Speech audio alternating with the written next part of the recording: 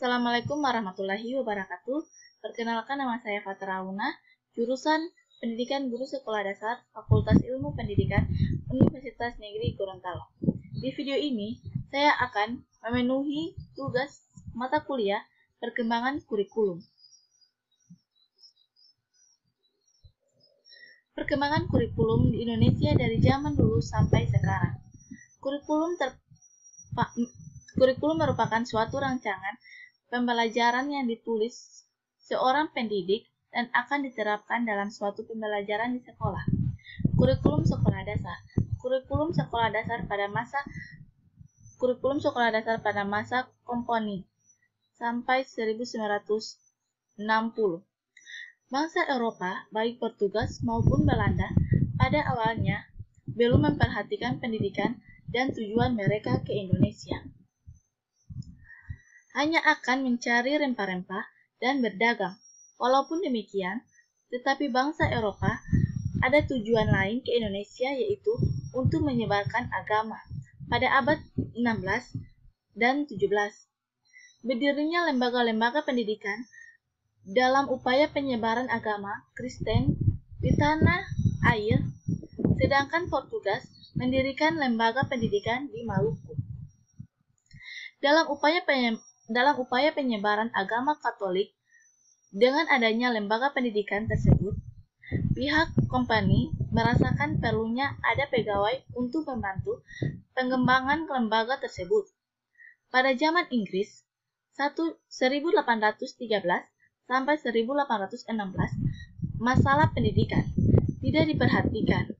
Sekolah-sekolah yang dibangun pada zaman Diadel 1808 sampai dengan 1811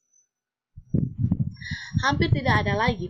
Namun, pada zaman Van der Box 1830 sampai 1834, Belanda memerlukan pegawai rendahan yang dapat membaca dan menulis yang jumlahnya cukup banyak untuk keperluan tanam paksa. Untuk keperluan tersebut, sekolah-sekolah mulai dibuka kembali, tetapi hanya untuk anak pribumi atau priai pribumi pada tahun 1848. Biaya pendidikan di tanah air lumayan besar jumlahnya. Berdirinya sekolah-sekolah bagi bangsa Belanda dan juga bagi pribumi. Sekolah sangat diutamakan pada Belanda. Pada tahun 1892, terdapat dua macam sekolah rendah. Pertama, sekolah kelas 2 untuk anak pribumi dengan lama pendidikan 3 tahun, dan pelajaran yang diprogramkan adalah berhitung, menulis, dan membaca. Kedua, sekolah kelas 1 untuk anak pegawai pemerintah Hindia Belanda. Lama pendidikan awalnya 4 tahun, kemudian 5 tahun, dan akhirnya 7 tahun.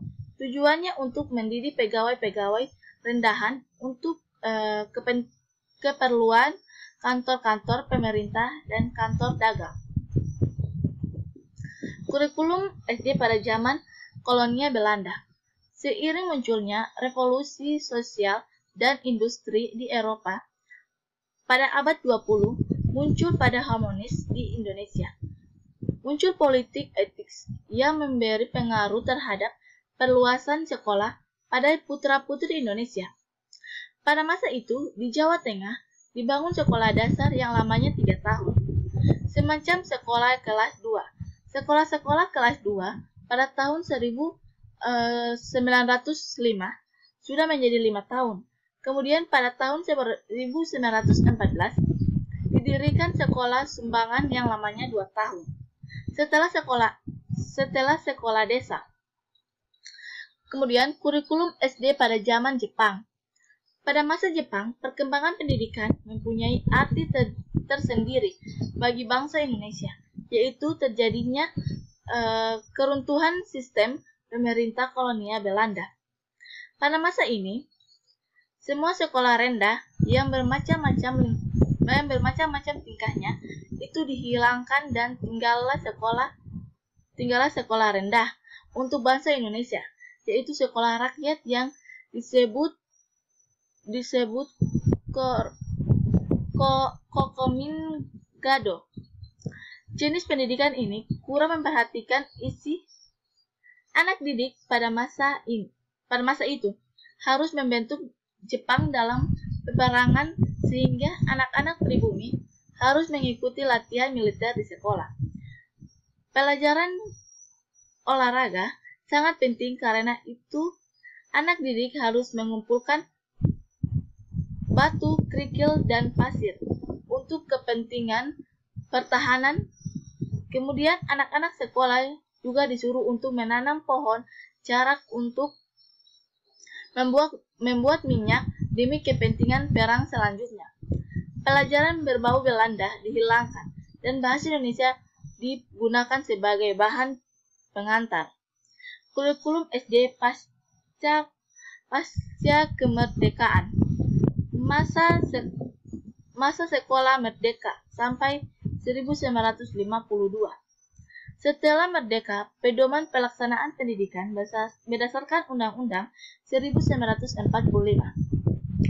atas usul dari Badan Pekerja KNIP pada Desember 1945. Dibentuklah panitia penyelidik pendidikan oleh Menteri Pendidikan, Pengajar, dan Kebudayaan. Pada masa kedudukan Belanda, Indonesia dibagi menjadi negara bagian. Setelah kembali menjadi Negara Kesatuan Republik Indonesia (NKRI) yang diresmikan pada 17 Agustus 1945, pendidikan disatukan kembali ke dalam keadaan ini berlangsung sampai 1952 sampai 1964.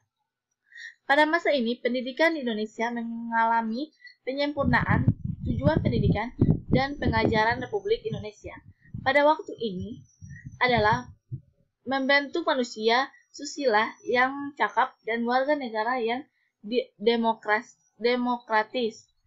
Setelah bertanggung jawab tentang kesejahteraan masyarakat dan tanah air pada tahun 1952, pemerintah Republik Indonesia dan Kementerian Pendidikan, Pengajar, dan Kebudayaan menetapkan rencana pengajaran terurai untuk sekolah rakyat yang berguna untuk guru sebagai pedoman dalam proses belajar mengajar pada sekolah dasar. Jenis-jenis pelajaran pada waktu itu adalah bahasa Indonesia, bahasa daerah, berhitung, ilmu alam, ilmu hayat, dan sejarah. Kemudian kurikulum SD sejak Orde Baru 1965 hingga 1968.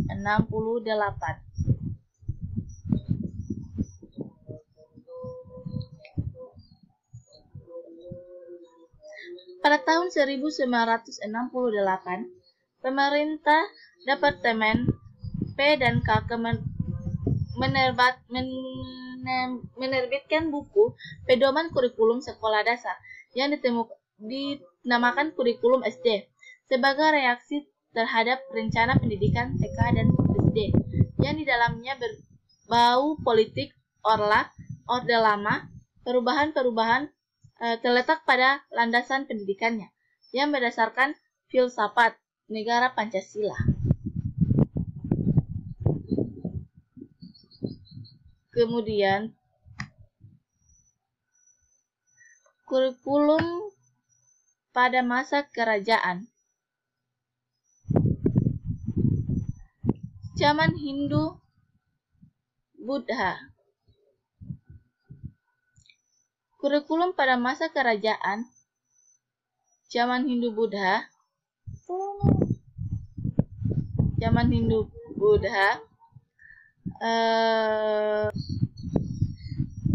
Kurikulum pada masa kerajaan zaman Hindu Buddha. Pada saat zaman Hindu Buddha, pendidikan hanya dinikmati oleh kelas Brahmanan yang merupakan kelas teratas dalam kasta Hindu. Mereka umumnya belajar teologi sastra bahasa, ilmu pasti, dan ilmu seni bangunan. Sejarah mencatat kerajaan-kerajaan Hindu seperti Kalingan, Kediri, Singosari, dan Majapahit melahirkan para empus pujangan, karya sastra, dan seni yang hebat. Padepokan adalah model pendidikan zaman Hindu yang dikelola oleh seorang guru atau pegawai dan murid. Pelajaran ilmu bersifat umum, religius, dan juga kesaktian. Murid di padepokan bisa keluar masuk bila merasa cukup atau tidak puas dengan pengajaran guru di dalam sistem sosial masyarakat pun. Pendidikan juga sudah mulai berkembang. Pengajaran agama dari para pendeta dan masyarakat dan kalangan bangsawan sudah tentu menggunakan sebuah sistem yang struktur. Kemudian zaman Islam. Pada zaman penyebaran Islam, pola pendidikan bernapaskan Islam menyebar dan mewarnai penyelenggaraan pendidikan. Pusat-pusat pendidikan tersebar di Langgar, Surau, Maunasa, masjid, dan pesantren. Adalah lembaga pendidikan formal tertua di Indonesia. Pesantren diajak oleh seorang kiai dan murid atau santri atau murid tinggal di pondok atau pesantren. Di sekitar pesantren, jumlah pondok pesantren cukup banyak tersebar di Jawa, Aceh, dan Sumatera Selatan. Kurikulum pada masa sebelum kemerdekaan. Masa VOC. Pada masa VOC, abad 17 sampai 18, sistem pendidikan dikelola oleh gereja. Sistem ini tidak diatur oleh pemerintah pendudukan, melainkan oleh para pastor atau biarawan. Sistem yang digunakan berlandasan dengan ajaran agama Nasrani, yang menggunakan konsep asrama pula. Namun, pada masa ini, pendidikan hanya untuk tingkat dasar sebatas pengajar baca, tulis, dan menghitung. Masa Hindu Belanda. Pada masa Nusantara dikenali langsung oleh kerajaan Belanda, sistem pendidikan sudah mulai struktur, jenjang-jenjang pendidikan sudah diterapkan. Sudah diterapkan dengan mengutip prinsip-prinsip yang jelas. Adapun dalam masa ini, sistem pendidikan masa kolonial dibuat sekuler atau menjauh dari kecenderungan agama atau etnis tertentu. Kemudian, masa pendidikan Jepang.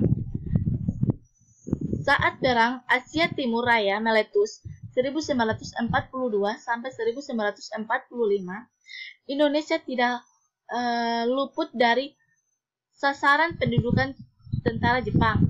Dengan pasukan gerak cepatnya tentara, Jepang dengan mudah dapat menaklukkan pemerintah Hindia Belanda pada awal tahun 1942 dengan peralihan kekuasaan ini. Tentu banyak perubahan baik dari segi politik, ekonomi, sosial, hingga pendidikan. Semua kebijakan yang diterapkan sudah tentu ditujukan bagi kepentingan Jepang yang sedang berperang melawan sekutu. Di bidang pendidikan, ada perubahan yang jelas terjadi. Salah satunya adalah penggunaan bahasa Indonesia menjadi bahasa resmi pengantar di sekolah. Hal ini tentu sebuah terobosan besar di Indonesia sendiri.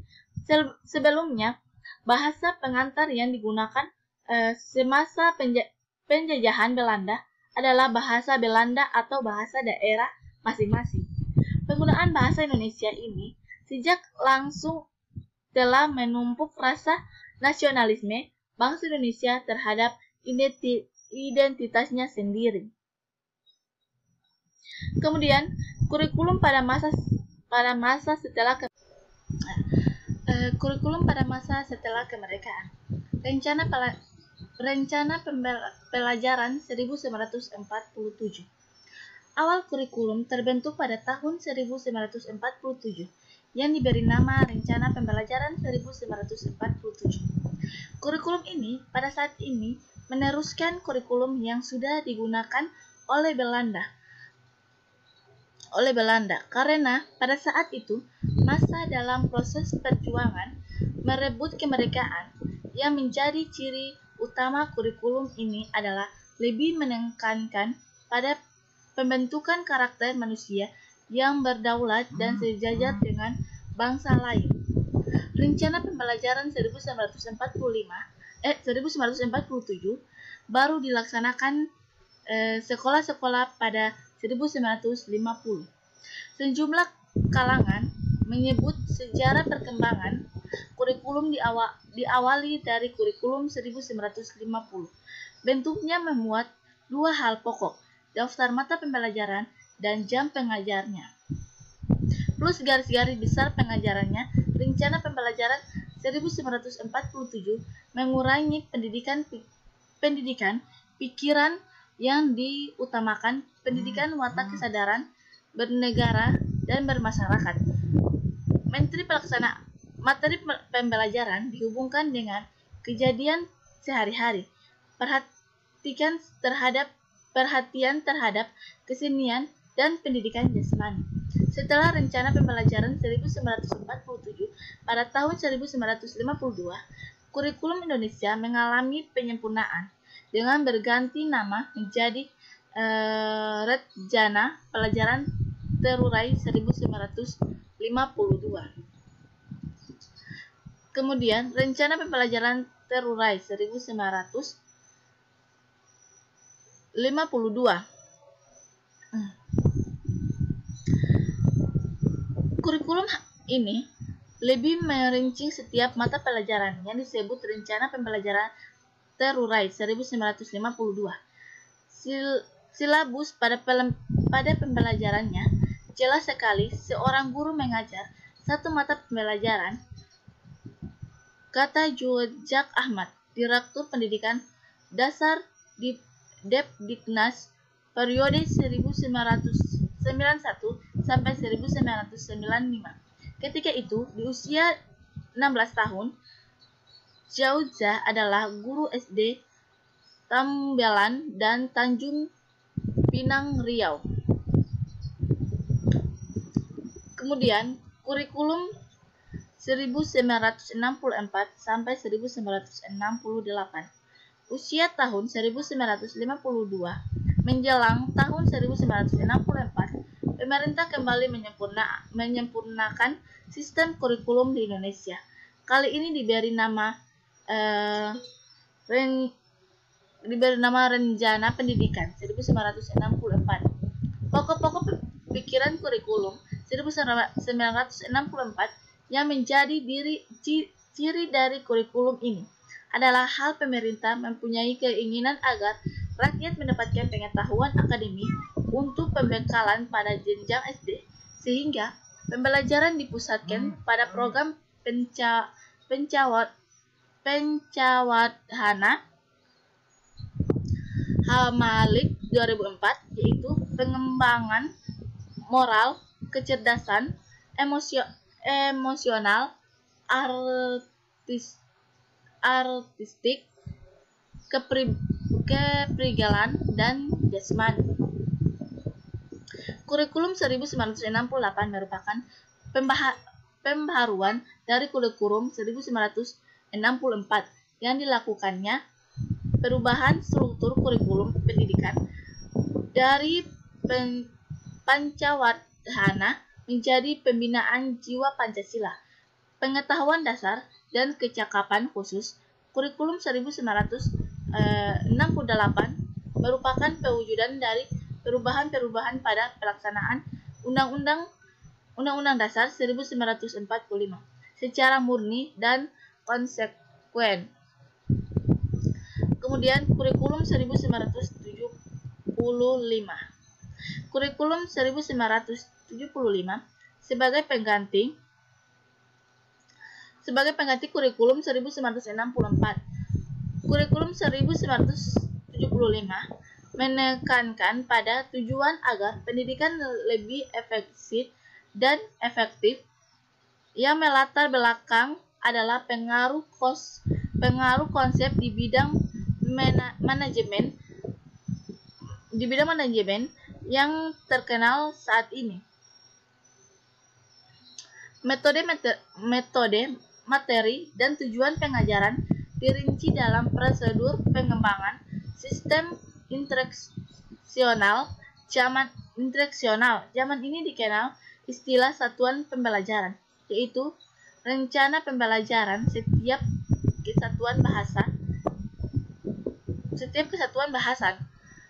kesatuan pelajaran dirinci lagi petunjuk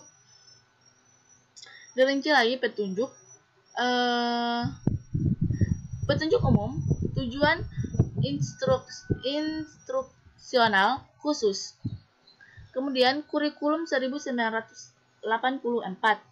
Kurikulum 1984 mengusung proses skill meski mengutamakan pendekatan proses, tapi faktor tujuan tetap penting.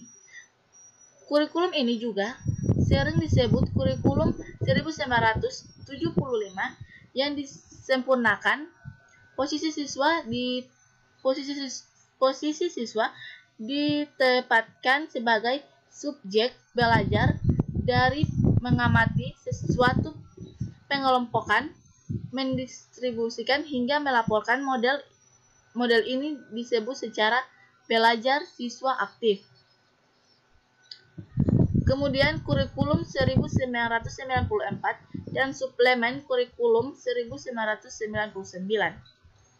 Kurikulum 1994 bergulir lebih pada upaya memadukan kurikulum sebelumnya. Sayang, perpaduan tujuan dan proses belum berhasil ketika bertabrakan lantaran beban belajar siswa dinilai terlalu berat dari muatan nasional hingga lokal. Materi muatan lokal disesuaikan dengan kebutuhan daerah masing-masing.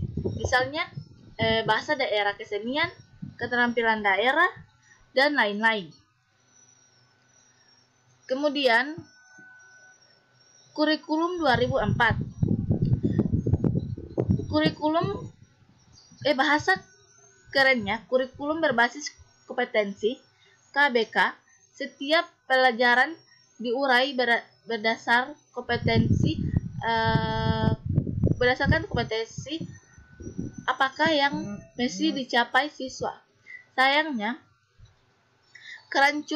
kerancuan muncul bila dikaitkan dengan alat ukur kompetensi siswa, yakni ujian akhir sekolah maupun nasional.